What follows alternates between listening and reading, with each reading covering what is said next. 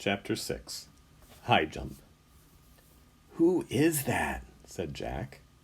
"I don't know," said Annie, "but we'll find out soon." She started waving. "No," said Jack. He grabbed her arm. "Let's go back to the base before he gets here." "Why?" said Annie. "We don't know who he is," said Jack. "We don't know if he's friendly or mean or what." "But we can't go back," said Annie. "We haven't found the fourth M thing yet. We won't be able to go home." "It doesn't matter. We can lock the door at the moon base until he goes away," said Jack. "Then we can get new air tanks." Jack hurried to the moon buggy. "Come on." He jumped into the driver's seat.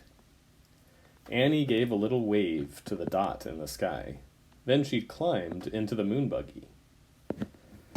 The buggy took off. "Careful," said Annie.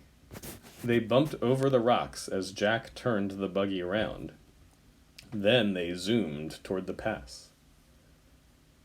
Jack steered around craters and rocks. More than once, the buggy nearly tipped over. "Whoa, slow down," said Annie. They were almost at the mountain pass. Suddenly, a cloud of dust flew up in front of them. The ground trembled. "Watch it," cried Annie. Jack couldn't see a thing. He stepped on the brake and the buggy jerked to a stop. The dust settled. A giant rock had fallen into the narrow pass. It was stuck between two walls of rock. They were trapped. Jack quickly found a picture of a giant rock in the moon book. He read aloud, "Rocks of all sizes crash into the moon from outer space. These rocks are called meteorites." "We're lucky that meteorite didn't land on us," said Jack. "Yeah, and I guess it's too big to be the M thing," said Annie. She had climbed out of the moon buggy and was standing by the meteorite. It was more than twice as tall as she was. Jack looked at the black sky. The flying thing was nowhere in sight, yet. "We'll have to jump over it," said Annie. "Jump? I don't think so. It's too high," said Jack. "I'm gonna try anyway," said Annie. "Wait, let's think first," said Jack. But Annie was already backing up. "1, 2, 3, go!" she shouted, and took giant, leaping steps toward the meteorite. When Annie got close to the rock, she pushed off the ground. Then she flew through space and disappeared behind the meteorite. "Annie!" Jack called. There was no answer. "Oh, brother," said Jack. He backed up and took off toward the rock. He jumped as high as he could. Then he was flying through space.